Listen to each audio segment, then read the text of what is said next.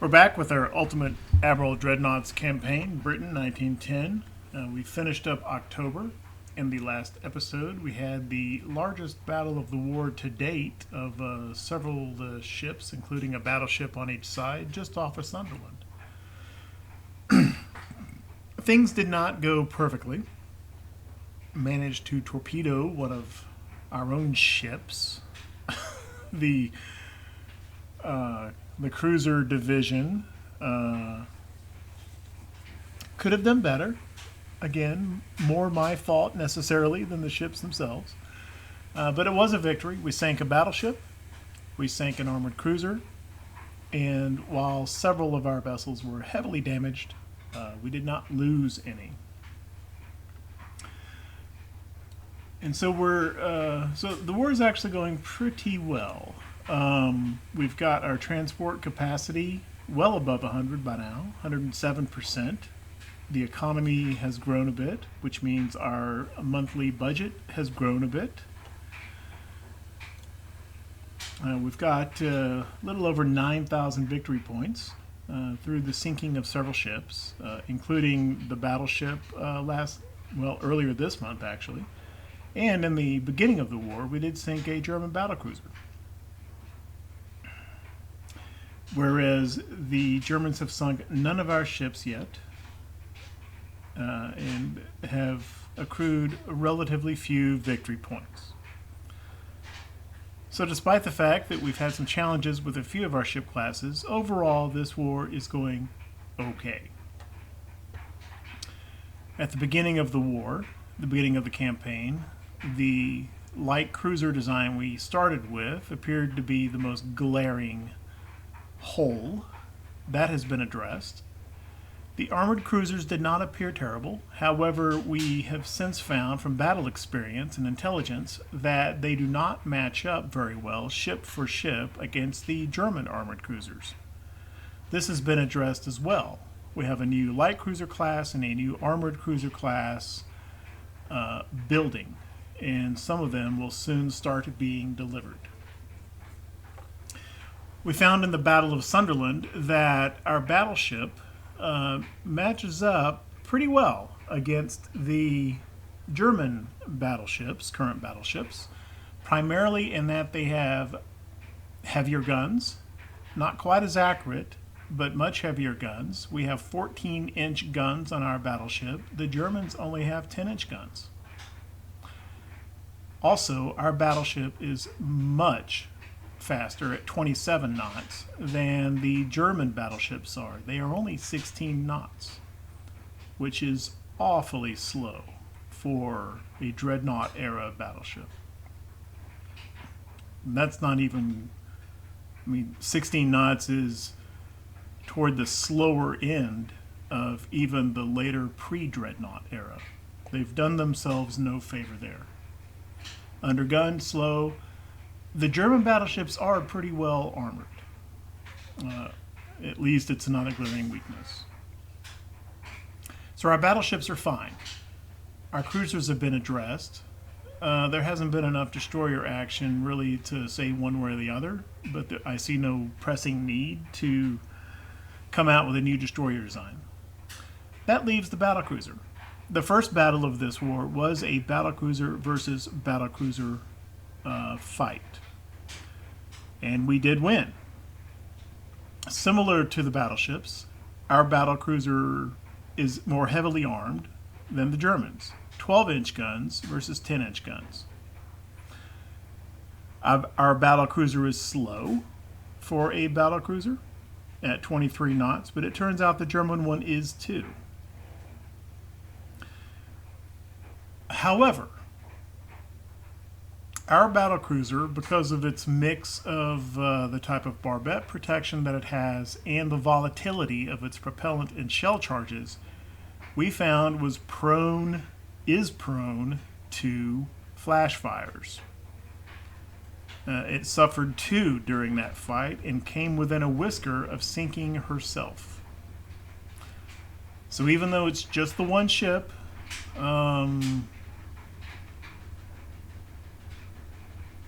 this kind of needs to be addressed. Now, We've got a big class of new light cruisers coming. The Portsmouth Shipyard, that company, got that contract and is building those. We have a new class of armored cruiser coming, which will eventually be even larger. Right? We need to replace 19 cruisers, armored cruisers. Plymouth got that contract. Rosyth up here near Edinburgh submitted bids for, submitted designs for both of those ship classes and were denied. This is causing me a little bit of political pressure in London. Okay. There's some politicians that are like, hey, you need to spread the wealth there, buddy. And I feel compelled to give Rosyth a little bit of work.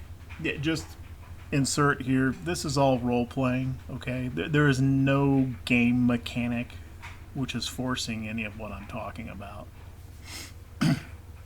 So, I am not going to build a completely new battlecruiser. The speed of the current one is okay, given its opponent. The armament is fine, given its opponent. But we need modifications, and this design needs to be less prone to flash fires. The main thing here, again, kind of an aside, is the primary problem with this battlecruiser is its ammo. You know, the type of explosive it's using for the propellant charge and for the shell charge itself. Ostensibly, I shouldn't need to change this ship. I should just be able to change the darn ammo. At very least, I should be able to take the HMS Achilles, which is our battlecruiser, and do a minor retrofit to correct that. Retrofits are not a feature of this game. You can't modify an existing ship. For some things, like overall significant changes to tonnage, propulsion machinery, and therefore speed, that makes some sense. But for something like, hey, let's tweak the ammo a little bit, I should be able to retrofit this ship. It's not possible in game, at least not at this point. So, what are you going to do? So back to the role-playing bit. I am going to give the Rosyth shipyard some work to make some politicians happy. I am going to not solicit a bid for a new design, but I'm going to take the Achilles design, modify it a little bit to account for those flash fires, and then I'm going to have Rosyth build a couple battle cruisers. I currently have Plymouth building 9 of their armored cruisers for us. I'm going to take that design, let that be licensed to Rosyth for a fee to be worked out between these two shipyards, not my call. And I'm going to let Rosyth build 3, maybe 6 of those cruisers. And that should make everybody happy in the shipbuilding world and in Whitehall. It may sound silly. These things happen. I could give you a few real-world examples, much closer to home.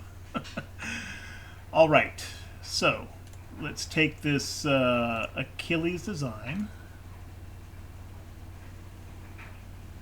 We are going to copy. And that is going to be the Royal Oak modification to the Achilles design. And all I'm really going to do here is I'm going to switch the cordite to white powder propellant. And then I'm going to switch the dunite to, let's go with TNT1. Do that.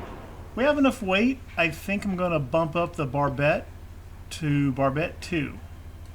That works. And Since I allow myself 3 Admiralty changes, I'm going to count the ammo as 1 change. I'm going to count the barbette as change number 2. What one other thing can we do here?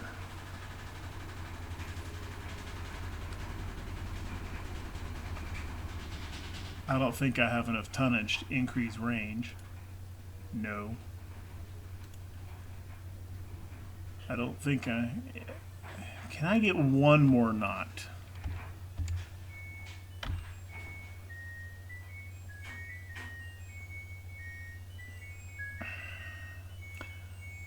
I can, but I'm not going to do that.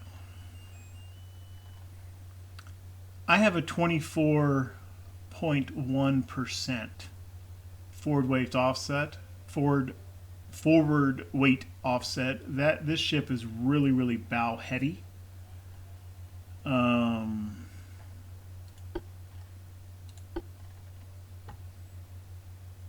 She also has a pretty excessive pitch. So I think change number 2 is going to be, I'm going to change these, I'm going to delete these, what I think are superfluous 10-inch guns.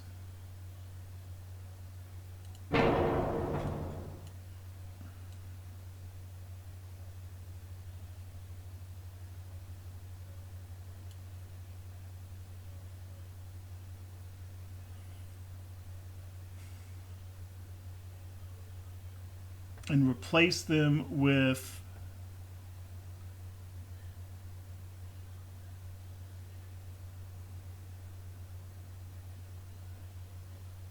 these are 2-inch guns.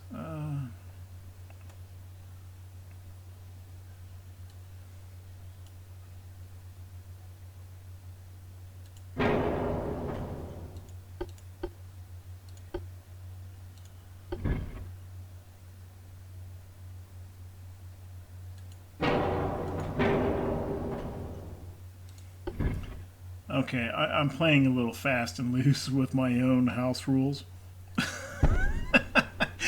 But I am going to basically count all this as armament changes. I'm going to get a couple of 5-inch secondaries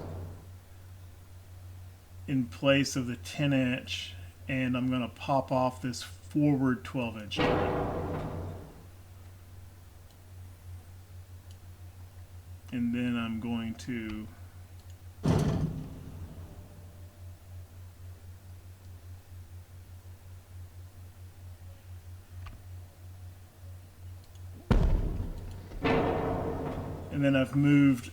I've removed the forward 12-inch turret and slightly adjusted the position of these 12-inch remaining turrets forward.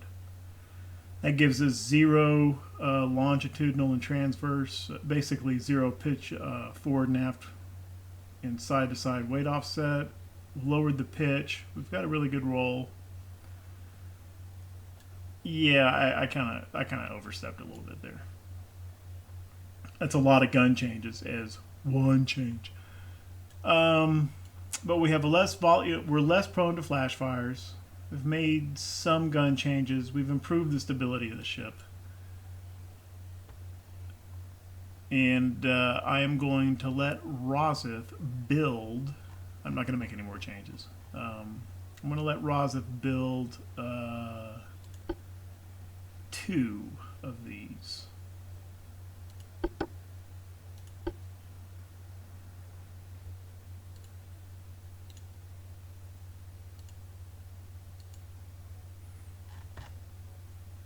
Which will take almost a year and a half.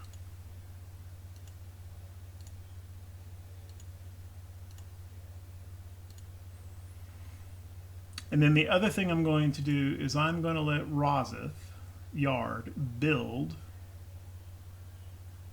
a batch of 3 of these Cressy class cruisers.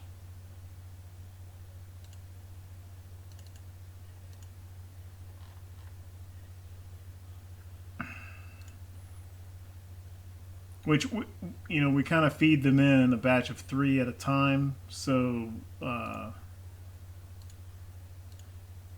We're not actually going to start construction on those yet, so they're not costing us any money yet.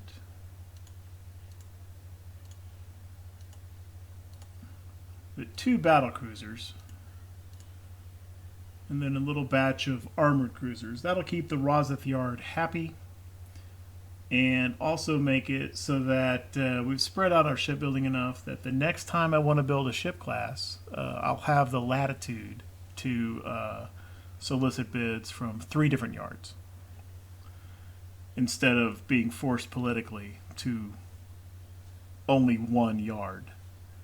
Again, these are completely self-imposed role-playing rules. Nothing in the game is making me do that. Right. Okay. We've got that working now. And let's roll on to November 1910 and see what happens. Okay, got some more action here in the southern North Sea, just off Yarmouth. Battle just off Yarmouth, and I don't know if we're defending or attacking a convoy here. We are defending 2 transports. I guess they must be pretty important transports against a lone heavy cruiser. Well, we know that our existing light cruiser is 0 threat to this guy. No torpedoes, undergunned. And we know that our destroyers are basically, they've got a pretty good torpedo spread, but they've only got 1 shot. Once they fire, they're done. Torpedo-wise, at least. They do have some 4-inch guns. So, the main thing is to not let the Comet sink either of these transports. If we can do that, that'll be a win. See if we can do that.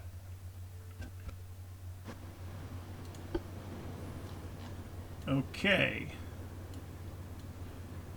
We have the Forward, the light cruiser, operating as the flagship and on her own. And we have the 2 destroyers in screen on either side. Okay, that's not going to work. What the screen mode does, it's basically kind of putting that division in AI control, and they're going to try to maintain a position on either side of the light cruiser like they are now, and maintain those positions, which means that as forward maneuvers, these destroyers are going to start doing wacky things, and I don't want them to do that. What I want to do with them is have them operate independently and see if we can't get in and deliver a pretty strong torpedo attack on the Comet. So let's switch the Division 3 to steady. That puts them in independent battle line. Head over this way. Comet, kind of head over this way.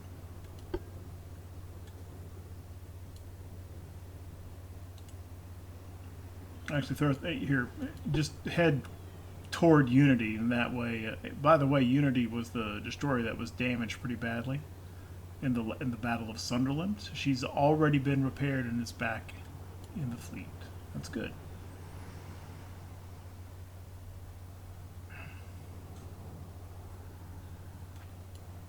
And I'm just moving thruster this way so that Unity can get to her quicker. That's all.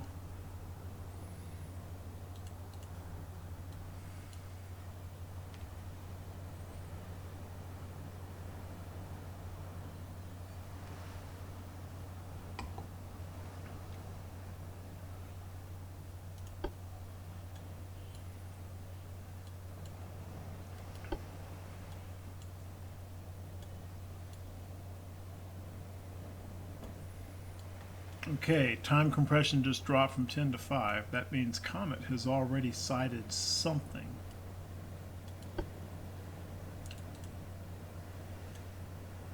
Destroyers are kind of formed. There we go. Okay, destroyers on over this way. forward, go ahead and smoke up. Destroyers aren't drawing fire yet. They don't need to smoke up just yet. Destroyers, don't fire yet.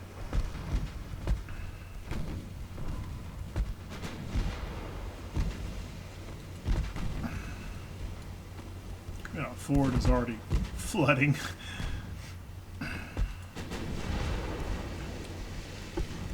Forward's main purpose is just to serve as a target. If they're shooting at forward, they're not shooting at transports, and they're not shooting at destroyers. That's really about... Oh my goodness, she's already going to take a torpedo, isn't she?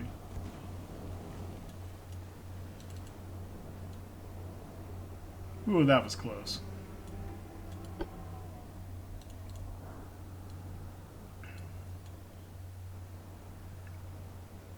What's our conditions? Night.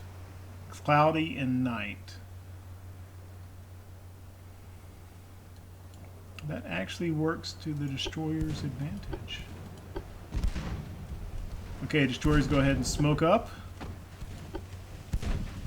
We're going to get I think we're going to get a nice solution here.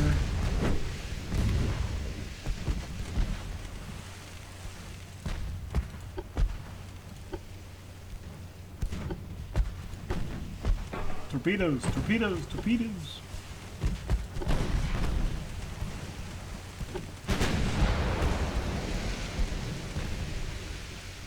Or not. There they go. Okay. Thruster, your job is done. Unity. Detach. Operate independent. Oh, she missed. Okay. Unity. Turn about. Turn about, turn about, turn about. Get close, get close, get close. I waited too long to enable torpedoes. Okay, Unity. Pick one. Flash. Oh my god. Shoot. Launch torpedoes.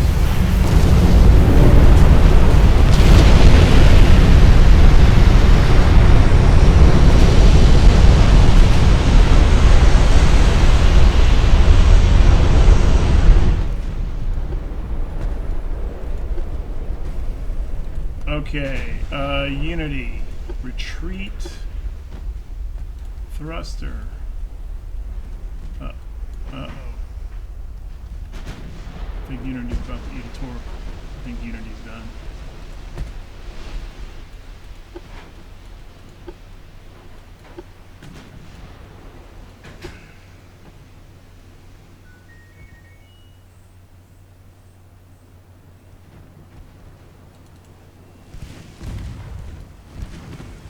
Oh my goodness. Oh, missed. It looked like it just went right under her.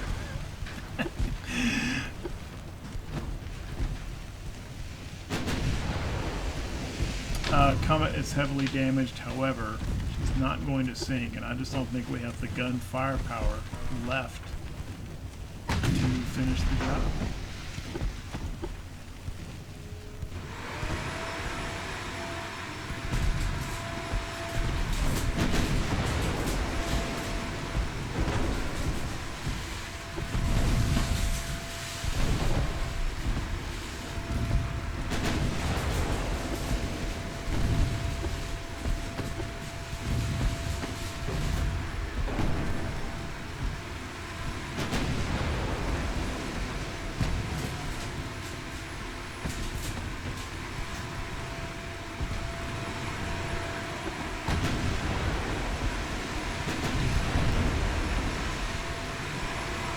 Alright. I think the destroyers have done what they can do.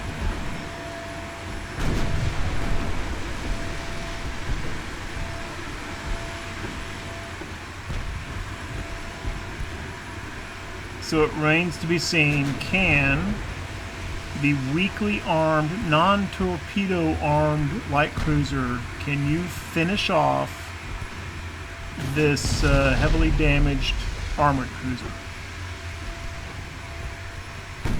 With one 6-inch gun and two 3-inch guns, only one of which can probably fire at one time. I don't know. At least smoke up.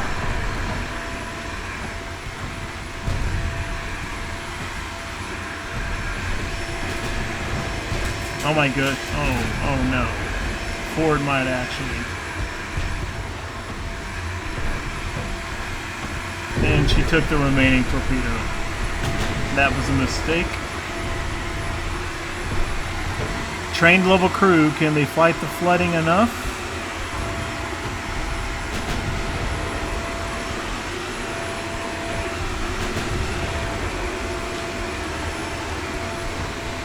Hang on, hang on. Oh, we're right on the edge.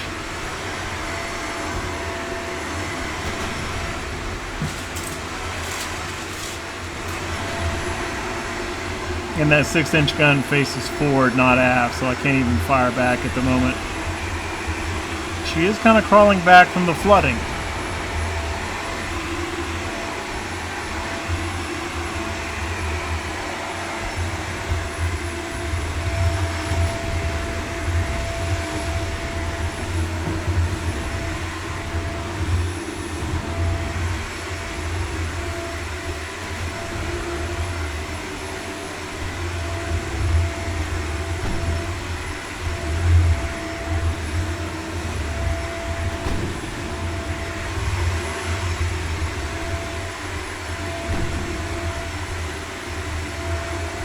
So the flooding danger has been averted.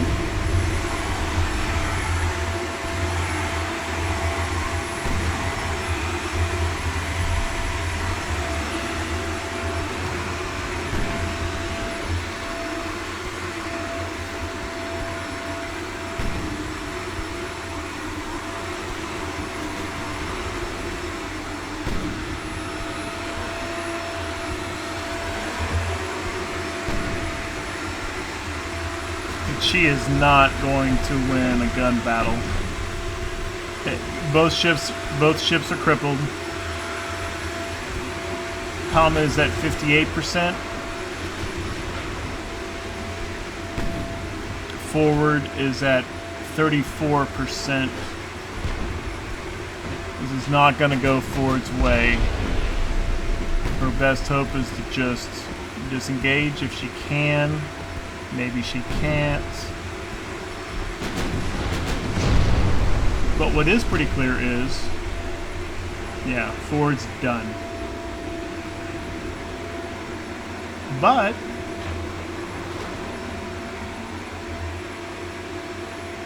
transports are safe, have armored cruiser damaged, and we can disengage. This is going to go down as a defeat. We lost a light cruiser. We did defend our transports. If that first destroyer, if that spread had been a little bit better, I believe we would have taken that armored cruiser out. But, you know, hindsight, 2020. We were going to scrap that cruiser soon anyway. The Admiralty is not terribly upset about this. How do I know that? I am the Admiralty.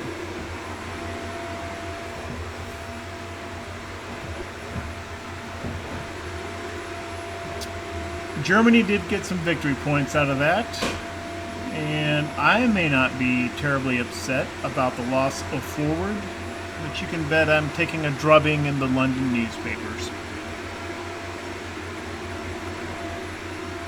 Meanwhile, one of our armored cruisers has found a German light cruiser just off of Yarmouth. That should not cause a whole lot of... Oh my gosh, look at this thing.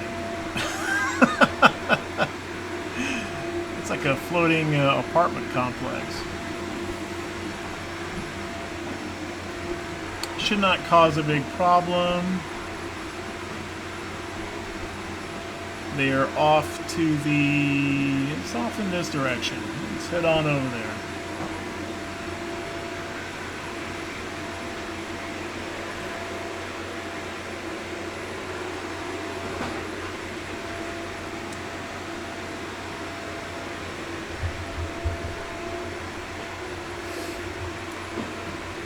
So the tactical manual, the TTP if you will, TTP is Tactics, Techniques, and Procedures. That's the term the U.S. Navy uses in the modern day anyway. The TTP on armored cruiser versus this particular class of light cruiser is as long as we can stay out of their optimum torpedo firing cone, which is off to the broadside, we shouldn't have much, if anything, to fear from the German light cruiser. So the idea is we're just going to park kind of here in front, keep an eye on her speed, kind of match it. They're going 29 knots, we're going 27. That speed will come off pretty quickly because she takes damage, but we're almost in her firing cone now. We may actually already be in it. So we need to watch for that. Maintain as much speed as we can. Oh, I think she's going to get a torpedo off though. There it is. Hard left. Hard left. She can only fire one at a time. Underwater torpedo tube, steady up. Avoided it. Come back to the right, unmask our forward battery. This position is safe as long as she is reloading. And we're going to just tear her up.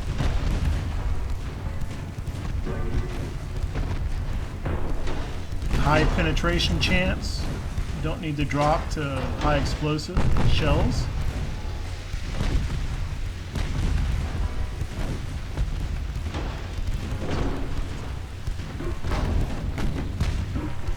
This symbol is conning tower damage, so she's taken a significant accuracy penalty because of that. Now she's taken some engine damage. She's got both fire and flooding going. Pretty extensive flooding, as a matter of fact. We've taken largely superficial damage. One of our little secondaries is out.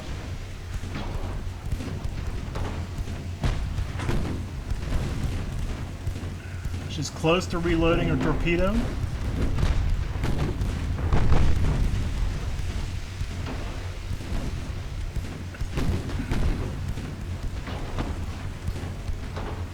See if we can edge ahead. Not give her a good firing solution. Okay. She's down to 16 knots. I'm going to slow to cruising speed. Actually, a little bit below cruising speed. Let's go 18.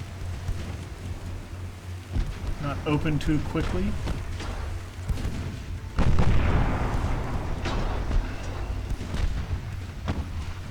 Go ahead and slow to 15 knots. She's down to 12. Let's go for it. I'm going to slow to 12. I don't want to go any lower than that.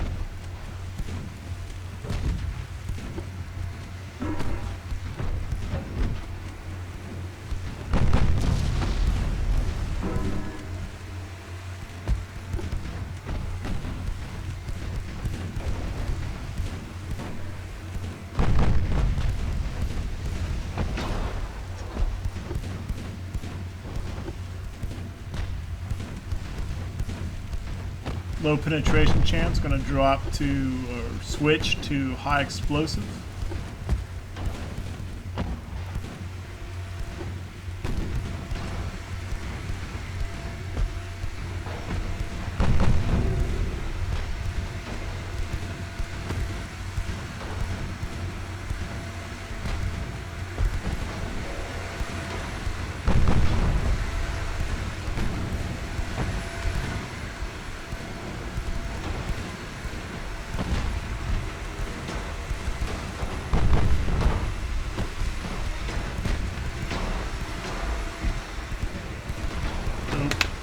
She's actually probably going to pick off another torpedo. Let's get a little speed going so we get some more wash over the rudders.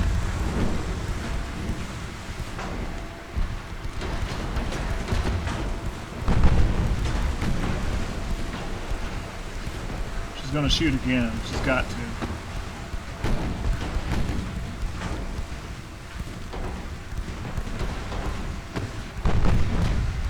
Or not. She's lost enough crew that her efficiency at torpedoes is very, very low. Maybe that's why she wasn't able to shoot. Okay, slow back down. 10 knots.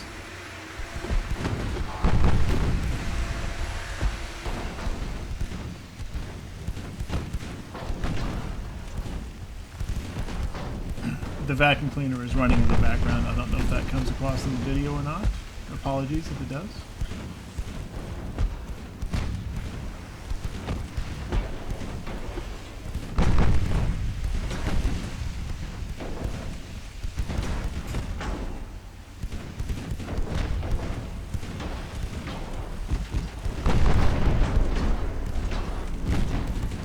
And I mentioned this the last time we were beating up the light cruiser with an armored cruiser. I'd like to think at some point, you know, they just not strike colors. I mean, that's kind of an age sail thing. I don't know if that's appropriate, but yeah, abandoned ship, maybe. And a lot of these crew losses, I would like to think, actually abandoned ship will survive the war in a POW camp.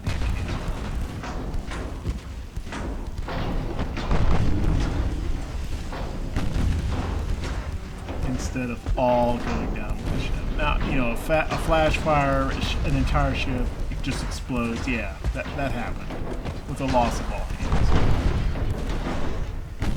It was more common that with a sinking ship, the majority of the crew would at least get off the ship.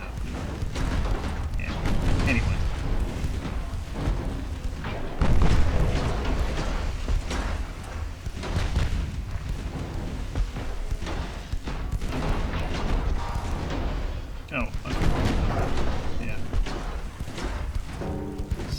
AP in there and causing a flooding, a penetrating hit to put her on the bottom.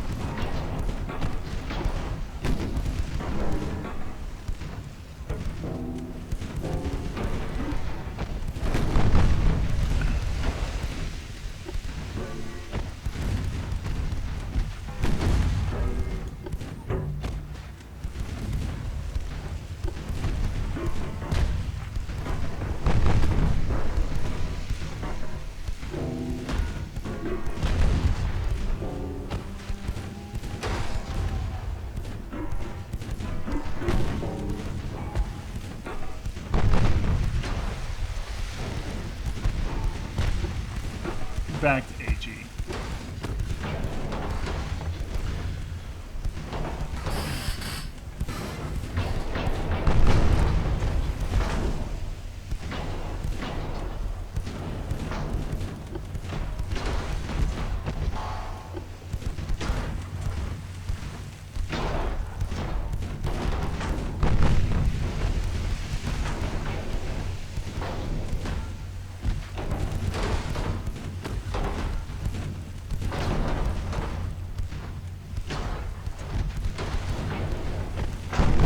What she should do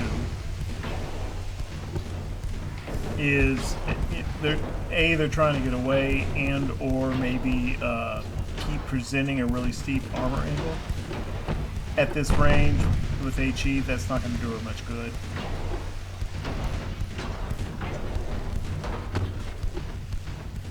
What she should do is come back to the left at least just enough where they can fire off a torpedo, which will be very hard to avoid at this speed and this range.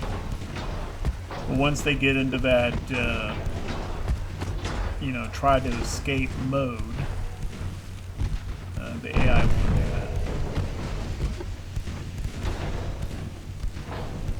Which up to a point makes some sense, but at this point, you know, they're not gonna get away with it, right?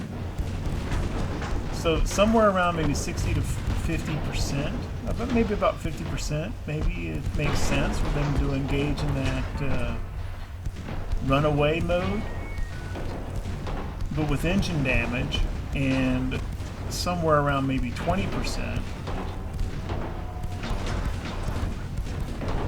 maybe they could shift to a sort of I'm going down anyway. I'm gonna go down fighting kind of a mode.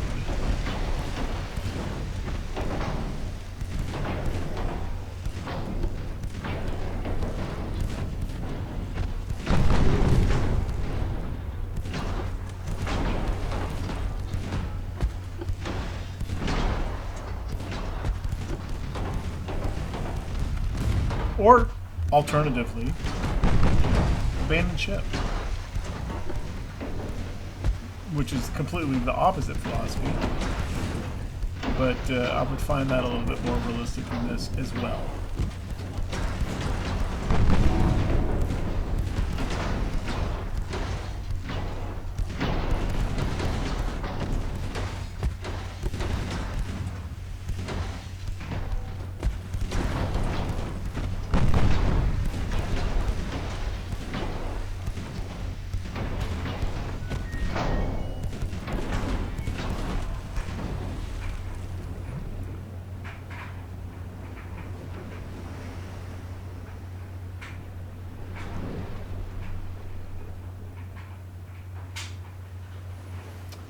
All right, about 1,000 victory points, very light damage on our end, and this little cruiser duel off of Yarmouth goes in our favor, which kind of balances out the loss of the light cruiser in the earlier convoy defense. Which we did defend our convoy. It was only 2 transports, though. I sure hope those 2 transports were carrying something important. All right. In our next episode, we will see what happens in this. Oh, something worth mentioning here. Here's the reports of the 2 battles. The Germans laid down a bunch of new ships. Coming off the Battle of Sunderland, they laid down a new battleship to replace the Thuringen, which went down. And they laid down 2 light cruisers and 2 armored cruisers. 2 more Comets and 2 more Bussards. That does not necessarily, depending on their economic situation, that does not necessarily mean that they will actually complete all these ships, and even if they do, that does not mean that they will necessarily man all of those ships and actually bring them into the fleet. All right then, until the next episode, thanks for watching.